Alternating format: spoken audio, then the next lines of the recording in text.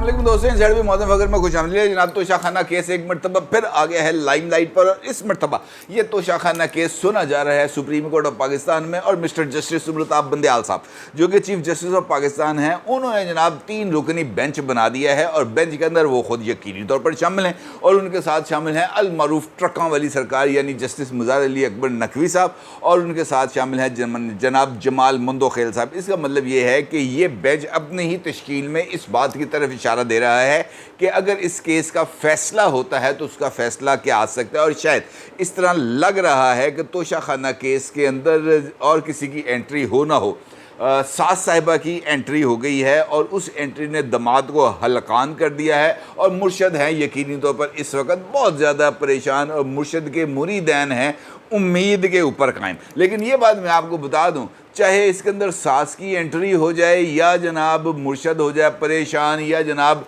कोई दुकान नए सिरे से खुल जाए, अलबत्ता जो दुकान पहले खुली हुई है इस दुकान का बंद होना 100% तय है, क्योंकि अब जाली सामान बिकने का कोई इम्कान नज़र नहीं आ रहा। और ये बात मैं आपको बहुत ही ज़िम्मेदारी के साथ बता रहा हूँ कि तोशाखाना केस हो या जड़ावाला वाक़े के ऊपर chief justice of Pakistan mister justice सुमरताब बंदयाल साहब की तरफ से तश्कील दिए जाने वाला बेंच, ये असल मैच की तैयारी के लिए नेट प्रैक्टिस होगी। यानी आज जिस केस की समाअत है और कल जिस केस की समाअत है, ये जो दोनों दिन में इनफैक्ट चीफ साहब जो करेंगे नेट प्रैक्टिस और असल केस इसके बाद आएगा, जिसके ऊपर नंबर लग गया है और नंबर लगा है 32/2023। ये एक रिट पिटीशन है जो दायर की गई और इस रिट पिटीशन के ऊपर खामोशी के साथ लग गया है नंबर। लेकिन नंबर लगने के बावजूद अभी तक जब मैं ये वीडियो रिकॉर्ड कर रहा हूँ, इस रिट पिटीशन की जो समाअत है उसके लिए जो बेंच है वो ना तश्कील पाया है और ना ही उस बेंच की तश्कील के साथ इस केस की फिक्सेशन की गई है, यानी इस पर कोई डेट नहीं डाली गई। इसका मतलब ये है कि आज और कल ये जो नेट प्रैक्टिस होगी, इसके बाद चीफ साहब इस बारे में फ़ैसला करेंगे कि ये जो असल रिट पिटीशन है जो सुप्रीम कोर्ट बार के प्रेसिडेंट जनाब आबिद ज़ुबैरी साहब की तरफ से दायर की गई है, जिस पर नंबर 32/2023 लगा है, इसका मुस्तकबिल क्या होगा, ये एक इम्पॉर्टेंट। और आपके दिल के अंदर ये खलबली यकीनी तौर पर मची होगी कि ये रिट पिटीशन कौन सी है और इस रिट पिटीशन के जो नताइज हैं वो क्या मुमकिन तौर पर निकल सकते हैं। और अगर आपने इस सवाल का जवाब तलाश करना है तो आपको ये नेट प्रैक्टिस वाली रिट पिटीशन के ऊपर गौर करना पड़ेगा, क्योंकि असल में ये रिट पिटीशन जो असल में दायर की गई है, जिसके ऊपर मैंने आपसे कहा कि जनाब सास साहिबा ने एंट्री दी है, तो इसका मतलब ये है कि ये रिट पिटीशन बराह रास्त इमरान खान से मुंसलिक है। यानी तोशाखाना केस में इमरान खान साहब अंदर हैं, 3 साल की उनको कैद हो चुकी है और 3 साल की कैद अभी फौरी तौर पर ख़त्म होने का इम्कान नज़र नहीं आ रहा था, क्योंकि हाई कोर्ट के अंदर ये रिट पिटीशन जो मौजूद थी, अपील भी मौजूद थी और इमरान खान साहब को जेल में रियायतों के हवाले से जो दरख्वास्त थी वो भी मौजूद थी। लेकिन वहाँ पर उन दरख्वास्त की समाअत अभी हो नहीं पा रही थी, क्योंकि chief justice Islamabad high court mister justice Aamir Farooq साहब अलील थे और अदालत की वजह से वो केसेस को सुन नहीं रहे। वैसे भी अदालतों में छुट्टियाँ, इसीलिए एक पुराना मामले को उठाया गया जो तोशाखाना केस ऑलरेडी जिसको फिक्स कर चुकी थी इस्लामाबाद हाई कोर्ट, उस मामले को उठाकर सुप्रीम कोर्ट ऑफ पाकिस्तान में लाया गया। और फिर तोशाखाना केस के जो मेंटेनेबिलिटी का क्वेश्चन था, जिसको बार बार उठाया गया था ख्वाजा हारिस साहब की तरफ से जो इमरान खान साहब के वकील थे, उसी मेंटेनेबिलिटी के क्वेश्चन को अब एक नए रंग से सुप्रीम कोर्ट ऑफ पाकिस्तान में लाया गया है और इसके ऊपर जो बेंच है 3 रुकनी वो बन गया है। इसका मतलब ये है कि ये टेक्निकल जो खेल है ये खेला जा रहा है ताकि इमरान खान साहब को किसी तरीके से को गुंजाइश मिल सके। अब इमरान खान साहब को गुंजाइश मिलेगी नहीं मिलेगी ये एक अलग सवाल है, लेकिन जो पिटीशंस आई हैं यके बाद दीगरे, यानी तोशाखाना केस, जड़ावाला केस और उसके साथ रिट पिटीशन नंबर 32/2023, इसने जो निगरान हैं उनके नाक में दम यकीनी तौर पर करना है। और शायद यही वजह है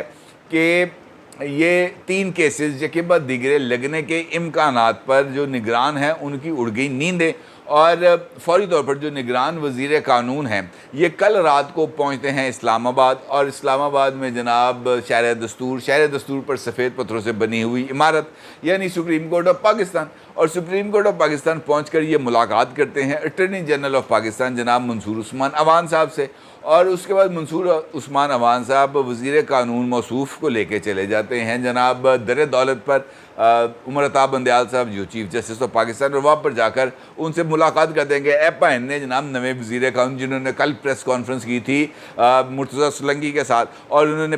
یہ کہا تھا کہ جناب صدر صاحب جو ہیں وہ ان کے جو بھی بل جائے گا ان کے پاس، اگر وہ 10 دن کے اندر اندر اس پر اعتراضات لگا کر اس کو واپس نہیں بھیجیں گے تو 10 دن گزرنے کے بعد وہ ڈیمڈ اپرووڈ ہوگا، ڈیم اسینٹڈ ہوگا، اور اس کے بارے میں یہ رائے قائم کی جا سکے گی کہ صدر صاحب کو اس کے اوپر کوئی اعتراض نہیں تھا، لہٰذا اس کو منظور کیا گیا ہے۔ ایپا این آ گئے جو تو رہنے دی گل سن لینا، اور پھر یقینی طور پر ان کے آپس میں کوئی بات چیت ہوئی ہوگی، کیونکہ جو ایشوز چل رہے ہیں اس وقت وہ جو صدر صاحب کی اپروول کا معاملہ ہے یہ بھی سپریم کورٹ پر آئے گا ضرور، کیونکہ صدر صاحب نے تو اعلان کیا تھا، پی ٹی آئی کی طرف سے بھی اعلان کیا گیا تھا کہ جناب ہم یہ پٹیشن لے کے جائیں گے سپریم کورٹ آف پاکستان، لیکن 2 دن گزرنے کے باوجود ابھی تک یہ پٹیشن گئی نہیں۔ البتہ ایوان صدر نے اس حوالے سے کچھ ہل جل کی ہے، اور صدر صاحب نے جو اپنے سیکٹری تھے ان کو عہدے سے ہٹا دیا ہے، بلکہ ہٹانے کی سفارش کی ہے انہوں نے اسٹیبلشمنٹ ڈویژن کو، انہوں نے کہا ہے جناب یہ جو وقار مسعود صاحب تھے جو میرے سیکٹری تھے ان کو ان کے عہدے سے ہٹا دیا جائے، وقار احمد صاحب سوری، اور اس کے لیے انہوں نے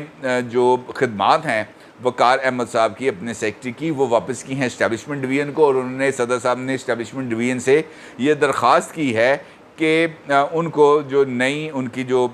سیکٹری ہیں حمیرہ صاحبہ، ان کی یہ خدمات جو ہیں وہ حمیرہ احمد صاحبہ کی جو خدمات ہیں یہ ایوان صدر میں مستقل کر دی جائیں اور ان کو صدر صاحب کا سیکٹری تعینات کر دیا جائے۔ اور انفیکٹ یہ جو صدر صاحب کی طرف سے یہ جو ایک مورا چلا گیا ہے یہ بھی بہت زیادہ اہمیت کا حامل ہے۔ اب صدر صاحب نے انفیکٹ اس کے ذریعے ایک تھی سے 2 شکار کرنے کی کوشش کی، ایک انہوں نے یہ تاثر دینے کی کوشش کی کہ جناب وہ تمام لوگ جنہوں نے یہ جو بلز تھے آرمی ایکٹ ترمیمی بل اور آفیشیل سیکرٹ ایکٹ ترمیمی بل، ان کے اوپر جو میری رائے نہیں مانی تھی، میری ہدایات کو مجروح کیا تھا، اس کا جو ذمہ داری ہے وہ آتی ہے میرے سیکٹری وقار احمد پر، لہٰذا میں نے ان کو ان کی خدمات بھیج دی ہیں اسٹیبلشمنٹ ڈویژن کو۔ اب اسٹیبلشمنٹ ڈویژن جانے یعنی حکومت جانے اور جناب وقار احمد صاحب جانے، حقیقی طور پر وقار احمد صاحب اگر اس معاملے میں حقیقتاً ملوث تھے تو صدر صاحب کو ان کی خدمات واپس بھیجتے ہوئے ان کو چارج شیٹ کرنا چاہیے تھا، ان کو کلیئرٹی کے ساتھ یہ بات بتانی چاہیے تھی کہ اس بندے کو میں نے یہ ڈائریکشنز دی تھیں، اس نے ان ڈائریکشنز کے اوپر عمل درآمد نہیں کیا، یہ مس کنڈکٹ کا مرتکب ہوا ہے، لہٰذا میں اس کو ایوان صدر سے کک آؤٹ کر رہا ہوں، اور جو فیڈرل گورنمنٹ ہے اس کو یہ میں حکم دے رہا ہوں، اسٹیبلشمنٹ ڈویژن کو میں حکم دیتا ہوں کہ وہ اس شخص کے خلاف سخت قسم کی تادیبی کارروائی کرے۔ اس طرح کا کوئی عمل جو ہے وہ صدر صاحب کی طرف سے نہیں کیا گیا۔ اس کا مطلب یہ ہے کہ وہ خبریں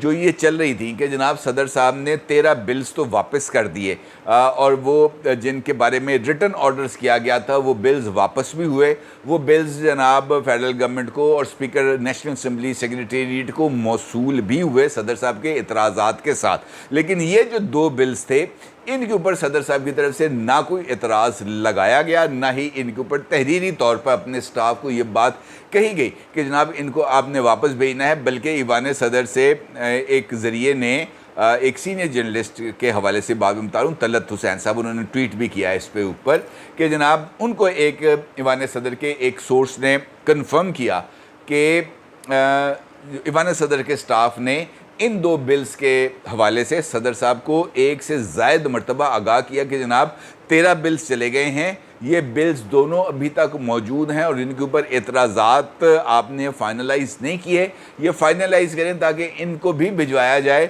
اور صدر صاحب نے بقول طلعت حسین صاحب کہ ان بلز کے اوپر کسی طرح کا کوئی اعتراض لگایا ہی نہیں، لہٰذا 1-2 مرتبہ یاد دہانی کے بعد عملہ بھی چپ کر کے کہ جناب ہم نے اپنا فرض پورا کر دیا، آگے صدر جانے بل جانے، ہمارا اس سے کیا لینا دینا، جو ایک ٹپیکل بیوروکریٹک طریقہ کار ہوتا ہے اس کے اوپر عمل درآمد ہوا، اور جناب یہ بل وہاں پہ رہ گیا، اور پھر صدر صاحب اب یقین طور پر اس پر کھیل رہے ہیں، ان کو کھیلنا بھی چاہیے۔ اور اسی طریقے سے جو عدالتی معاملات ہیں वहाँ पर चीफ जस्टिस साहब हैं, उनको कोई पूछने वाला नहीं है, क्योंकि supreme court practice and procedures act के ऊपर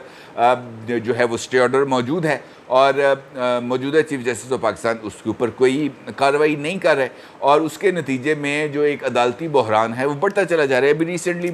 जस्टिस मंसूर अली शाह साहब ने भी जो समाअत हुई थी नैब कवानीन में तरमीम के ऊपर, उसमें भी अपना ये नुक्ता उठाया था, और उन्होंने अपना जो तहरीरी फैसला जारी किया उसके अंदर भी उन्होंने ये बात कही है कि जनाब आपको बारहा ये बात कही गई है कि आप supreme court practice and procedures act के ऊपर जो है फ़ैसला सादर फरमाएं। आप फ़ैसला सादर नहीं फरमा रहे, जिससे इबहाम क्रिएट हो रहा है। लिहाजा बेहतर ये है कि एक फुल बेंच बना लें जो इन तमाम केसेस को देख ले और एक दफ़ा ये मामला निपट जाए। अब भी सदर ये जो है चीफ जस्टिस साहब क्या करें, ये जो जड़ामाला वाला वाक़या है इसके ऊपर भी 184(3) के तहत कार्रवाई की जा रही है। ये जो पिटीशन तोशा खाना के केस की आई है ये भी 184(3) के तहत आई है, क्योंकि ये एक नॉर्मल प्रोसीजर के तहत नहीं आई कि वो फ़ैसला अभी तक हाई कोर्ट में मौजूद है। हाई कोर्ट के अंदर जो मामला ज़ेर समाअत है उसको अगर आप लेके आएंगे सुप्रीम कोर्ट पर तो ये कवायद के मुनाफी है, और रजिस्ट्रार सुप्रीम कोर्ट ने इसके ऊपर एतराज़ भी लगाया था, लेकिन चीफ साहब हैं उन्होंने चैम्बर समाअत में उन एतराज़ात को रद्द कर दिया और दरख्वास्त को फिक्स कर दिया। Well and good.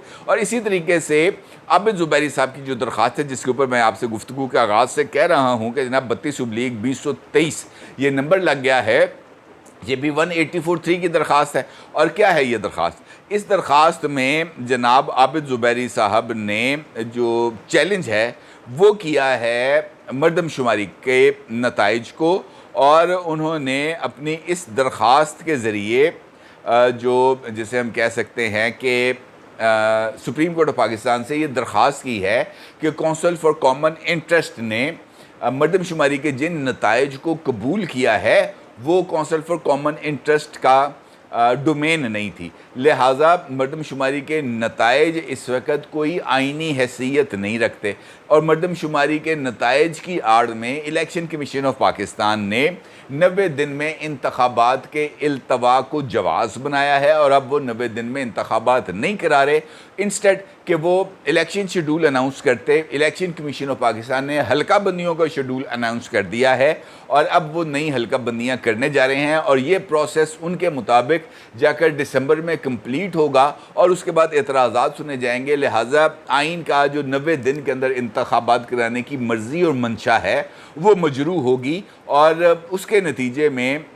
एक मरतबा फिर पाकिस्तान को वैसी ही सिचुएशन का सामना करना पड़ेगा जैसी मार्च में आई थी। मार्च में सुप्रीम कोर्ट ऑफ पाकिस्तान ने पंजाब और खैबर पख्तूनख्वा हुकूमतों की तहलील का जो फैसला किया गया था रिस्पेक्टिव असम्बलीज़ के चीफ मिनिस्टर्स की तरफ से, उसके ऊपर फैसला देते हुए सिर्फ पंजाब में इंतखाबात कॉल किए थे, और उन्होंने 14 मई की पंजाब में इंतखाबात की तारीख को अनाउंस किया था। लेकिन 14 मई को पंजाब में इंतखाबात नहीं हुए, और उस वक्त भी